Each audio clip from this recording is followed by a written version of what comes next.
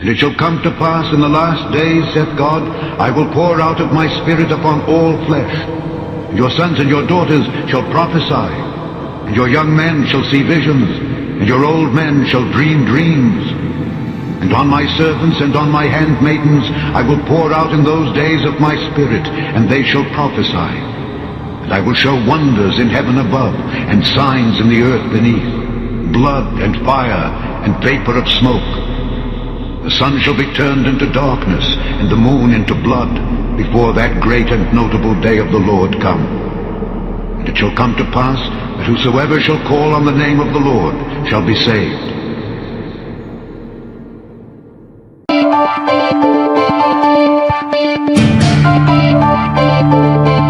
Hello and welcome to another segment of the Spirited Debate. I'm Lauren Green, Chief Religion Correspondent for Fox News Channel. Does God use the motion of the planets to communicate with us, to announce things to come? Well, many people believe that an astronomical occurrence called 4 blood moons is a message from God. A blood moon is a full lunar eclipse, and 4 of them in a row is called a tetrad. When they've occurred on the Jewish High Holy Days, it's coincided with major historical events, like the Six-Day War in 1967. 4 blood moons on the Jewish High Holy Days has happened only 3 times in the last 500 years. The next time it occurs is starting next spring on the Jewish Passover. Pastor Hagee has written a book called 4 Blood Moons, Something is About to Change, and he joins me now. This is fascinating because I get a lot of books about end times prophecies and what's the Bible trying to say, and this one really fascinated me because it charts history of astronomical occurrences, the Jewish High Holy Days of Passover and the Feast of the Tabernacles, and these occurrences. And I want to go over just a couple of the things that have happened, because it's only happened in 3 times. 3 times in over 500 years. In 500 years. And this is confirmed by NASA. This is not something that a religious think tank put together. This is something that you can check on the internet. This is what NASA says has happened, and this is what they say is going to happen. This is, and we have a full screen up, and it's exactly what I did when I saw your book, because I wanted to verify that these things had happened, and sure enough it was. That's why I wanted to have you on. 4 blood moons have occurred in 1493-94, fall of Spain. The Jews expelled from them, and Columbus discovers America, what the Bible calls is the infant nation. Right. 1949 to 1950, it follows Israel being declared a nation. State. And then a nation state. And then 1967-68, the Six-Day War. Those are the last 3 times that 4 blood moons have occurred. Right. And so the next time it occurs actually is starting next spring. Starts April the 15th, 2014, next spring, and it happens on Passover. The second blood moon next year will be October the 8th on the Feast of Tabernacles. And then in 2015, it will happen again on Passover. And then it will happen the last time, September the 15th, and that will be on the Feast of Tabernacles. The irony of what it takes to get the sun, the earth, and the moon in a perfect alignment to have a blood moon, and then for those blood moons to be on this exact date is something that just is beyond coincidental. The Bible very clearly says, Joel the 2nd chapter says, the day of the Lord will be as when the sun refuses to shine. The significant thing is that between these 4 blood moons will be a total solar eclipse, and the moon will be turned to blood. That is exactly repeated in Acts the 2nd chapter. It is repeated by Jesus Christ in the book of Luke, the 21st chapter, when he said, you will see the sun, signs in the sun, the moon, and the stars. And when you see these signs, lift up your head, your redemption draweth nigh. So you're saying that this next 4 blood moons that's starting next spring, is this the end times, what we're looking for, or do you not know what is being communicated with this? Technically, prophetically, the end times began with the outpouring of Pentecost 2,000 years ago. So we have been in the end times when you believe the dispensational 7-day period of time that equates to the 7 days of generation. There are 7 ages and dispensations. We have been in the end times a long time.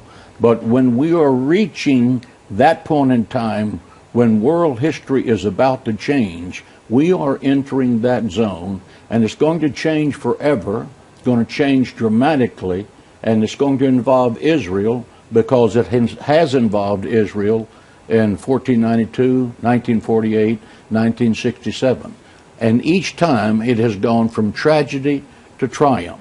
1492, as you said, the Jewish people were kicked out of Spain with the Edict of Expulsion by King Ferdinand and Queen Isabella. America was discovered, and the Jewish people had a home until Israel became the state. In 1948-49, Israel was a state. The thing that preceded that was the Holocaust, a time of tears and tragedy.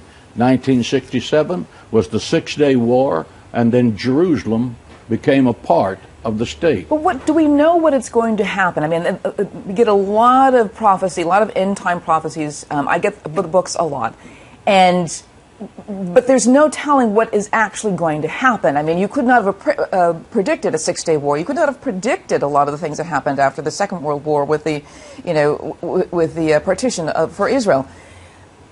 Is there any way to predict actually what's going to happen, and will happen after the last four blood moon, which would be in 2015? There is a sequence of prophetic events that the Bible says will happen, but it does not give a when.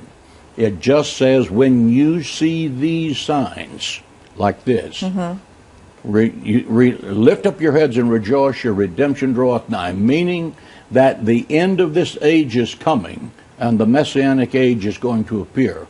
How long is that? No one knows. Well, it's a fascinating topic, and I urge people to not only check out your book, but also check out what's on the internet, because there's a lot of stuff about four blood moons that people can check out for themselves and see what they think. I mean, there are a lot of people who have just poo-pooed any kind of end-time prophecy. There are a lot of theologians that say that you can't predict what's going to happen. But the fact is that this is an astronomical occurrence that did occur, that happened at this time, and that the next one is going to start happening next spring. So it's fascinating.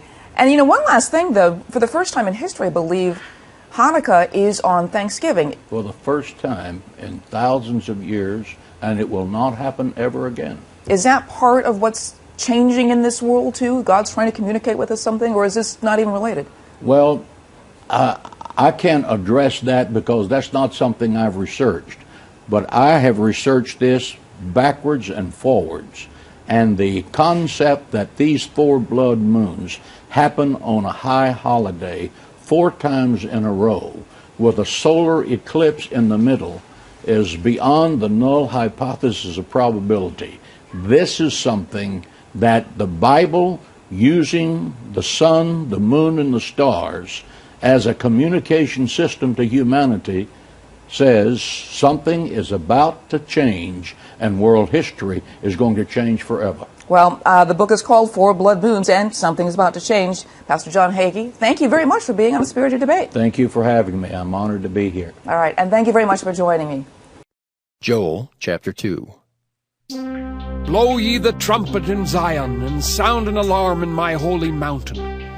Let all the inhabitants of the land tremble, for the day of the Lord cometh, for it is nigh at hand. A day of darkness and of gloominess, a day of clouds and of thick darkness, as the morning spread upon the mountains. A great people and a strong. There hath not been ever the like, neither shall be any more after it, even to the years of many generations. A fire devoureth before them, and behind them a flame burneth. The land is as the Garden of Eden before them, and behind them a desolate wilderness. Yea, and nothing shall escape them. The appearance of them is as the appearance of horses, and as horsemen so shall they run. Like the noise of chariots on the tops of mountains shall they leap. Like the noise of a flame, of fire that devoureth the stubble, as a strong people set in battle array. Before their face the people shall be much pained. All faces shall gather blackness. They shall run like mighty men. They shall climb the wall like men of war. And they shall march every one on his ways, and they shall not break their ranks. Neither shall one thrust another. They shall walk every one in his path. And when they fall upon the sword, they shall not be wounded. They shall run to and fro in the city. They shall run upon the wall. They shall climb up upon the houses. They shall enter in at the windows like a thief. The earth shall quake before them. The heavens shall tremble. The sun and the moon shall be dark, and the stars shall withdraw their shining. And the Lord shall utter his voice before his army, for his camp is very great. For he is strong that executeth his word. For the day of the Lord is great and very terrible, and who can abide it?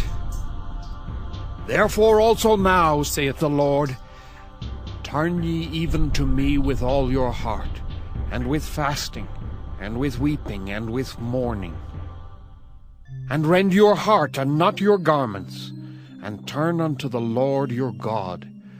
For he is gracious and merciful, slow to anger, and of great kindness, and repenteth him of the evil. Who knoweth if he will return and repent, and leave a blessing behind him, even a meat offering and a drink offering unto the Lord your God?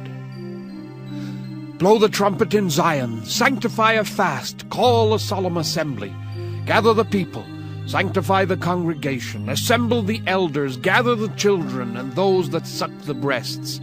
Let the bridegroom go forth of his chamber, and the bride out of her closet. Let the priests, the ministers of the Lord, weep between the porch and the altar, and let them say, Spare thy people, O Lord, and give not thine heritage to reproach, that the heathen should rule over them. Wherefore should they say among the people, Where is their God? Then will the Lord be jealous for his land, and pity his people. Yea, the Lord will answer and say unto his people, Behold, I will send you corn, and wine and oil, and ye shall be satisfied therewith. And I will no more make you a reproach among the heathen. But I will remove far off from you the northern army, and will drive him into a land barren and desolate, with his face toward the east sea, and his hinder part toward the utmost sea. And his stink shall come up, and his ill savour shall come up, because he hath done great things. Fear not, O land. Be glad and rejoice, for the Lord will do great things. Be not afraid, ye beasts of the field, for the pastures of the wilderness do spring. For the tree beareth her fruit, the fig tree and the vine do yield their strength. Be glad then, ye children of Zion, and rejoice in the Lord your God, for he hath given you the former rain moderately, and he will cause to come down for you the rain, the former rain, and the latter rain in the first month. And the floors shall be full of wheat, and the fats shall overflow with wine and oil. And I will restore to you the years that the locust hath eaten, the cankerworm, and the caterpillar, and the palmer worm, my great army which I sent among you. And ye shall eat in plenty, and be satisfied, and praise the name of the Lord your God, that hath dealt wondrously with you. And my people shall never be ashamed. And ye shall know that I am in the midst of Israel, and that I am the Lord your God, and none else, and my people shall never be ashamed. And it shall come to pass afterward, that I will pour out my Spirit upon all flesh, and your sons and your daughters shall prophesy, your old men shall dream dreams, your young men shall see visions. And also upon the servants and upon the handmaids in those days will I pour out my Spirit. And I will show wonders in the heavens and in the earth, blood and fire and pillars of smoke. The sun shall be turned into darkness, and the moon into blood, before the great and the terrible day of the Lord come. And it shall come to pass that whosoever shall call on the name of the Lord shall be delivered. For in Mount Zion and in Jerusalem shall be deliverance, as the Lord hath said, and in the remnant whom the Lord shall call. For in Mount Zion and in Jerusalem shall be deliverance, as the Lord hath said, and in the remnant whom the Lord shall call.